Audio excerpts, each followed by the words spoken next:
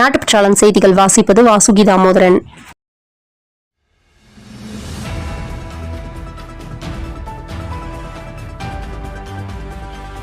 இன்றைய சிந்தனை: உன்னிடத்தில் நான் யார் என்பது நீ என்னிடத்தில் நடந்து கொள்ளும் விதத்தை பொறுத்தே அமையும். பணிவு என்பது தாழ்மையின் சின்னம் அல்ல, அது உயர்ந்த பண்பின் ஒரு அறிகுறியாகும். இன்று மே 3 உலக பத்திரிகை சுதந்திர தினம்.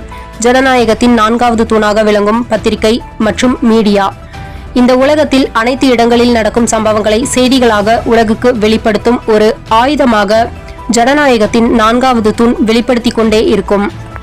இந்தியாவுடன் போர் ஏற்படும் என்ற அச்சத்தில் பாகிஸ்தான் ராணுவத்தில் இருந்து வெளியேற விரும்புவதாக உயிருக்கு பயந்து 5000 வீரர்கள் ராஜினாமா செய்ய முடிவெடுத்து ராணுவ தளபதி அசின் முனிருக்கு கடிதம் அனுப்பியுள்ளனர். அந்த கடிதம் சமூக வலைதளங்களில் வெளியாகியுள்ளது என தகவல். அதிமுக பொதுச் செயலாளர் பழனிசாமி தேர்வு செய்யப்பட்டதை ஏற்க மறுத்ததால் அக்கட்சியிலிருந்து வெளிவரும் நிலைக்கு பன்னீர்செல்வம் தள்ளப்பட்டார். பன்னீர்செல்வத்திற்கு இடமில்லை, பாஜக கட்சியும் கைவிரித்துவிட்டது. பன்னீர் ஆதரவாளர் ஒருவர் பதிவு செய்துள்ள எம்ஜிஆர் அதிமுக என்ற கட்சியை தனதாக்கி அக்கட்சி வாயிலாக அரசியல் செய்ய வேண்டும் என பன்னீர்செல்வத்தை அவருடைய ஆதரவாளர்கள் வலியுறுத்தி வருகின்றதாக தகவல். பூத் முகவர் கருத்தரங்கை தமிழக வெற்றி கழகம் முதற்கட்டமாக கோவையில் பிரம்மாண்டமாக நடத்தி முடித்த தாவைக்கா அடுத்து சென்னை, மதுரை என பூத் முகவர்கள் கருத்தரங்கை நடத்த திட்டமிட்டுள்ளனர். இந்த கருத்தரங்குகள் தமிழகம் முழுவதும் நடத்தி முடிக்கப்படும் போது கட்சியின் கட்டமைப்பு மிகவும் உறுதியாகிவிடும். தாவேகா உறுப்பினர்கள் எண்ணிக்கை 80 லட்சத்தை தாண்டிவிட்டது. 2 கோடி இலக்கை விரைவில் அடைவோம். இதெல்லாம் திட்டமிட்டபடி நடந்து முடிந்தால் வரும் தேர்தலில் விஜய் கிங் மேக்கராக இருப்பார் என அக்கட்சி வட்டாரங்கள் தெரிவிக்கிறது. வழக்கறிஞர்கள் சமூக வலைதளங்களில் ஒரே நாளில் உத்தரவு வாங்கி தரப்படும் என கூறி பலரிடம் பெரும் தொகை பெற்று ஏமாற்றப்படுவது குறித்து பார் கவுன்சிலுக்கு புகார்கள் வந்துள்ளன. பொதுமக்கள் பார் கவுன்சிலில் புகார் அளித்தால் உடனடியாக நடவடிக்கை எடுக்கப்படும். கடந்த 2017 முதல் இதுவரை பல்வேறு குற்ற சம்பவங்களில் ஈடுபட்ட 500க்கும் மேற்பட்ட வழக்கறிஞர்கள் மீது நடவடிக்கை எடுக்கப்பட்டுள்ளது.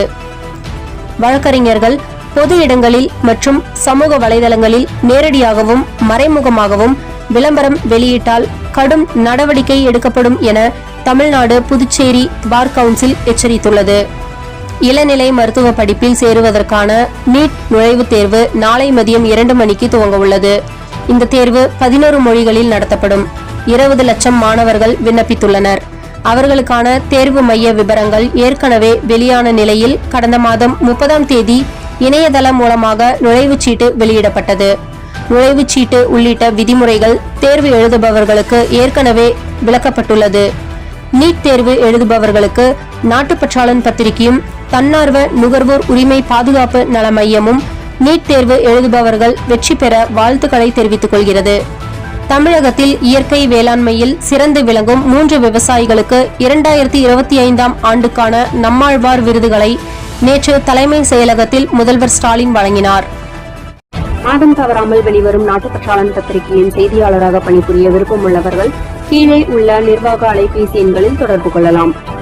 790477 78915 மற்றொரு எண் 994434 410033. நாட்டுப்பற்றாளன் யூடியூப் சேனலில் விளம்பரம் செய்து பயன்பெறுங்கள்.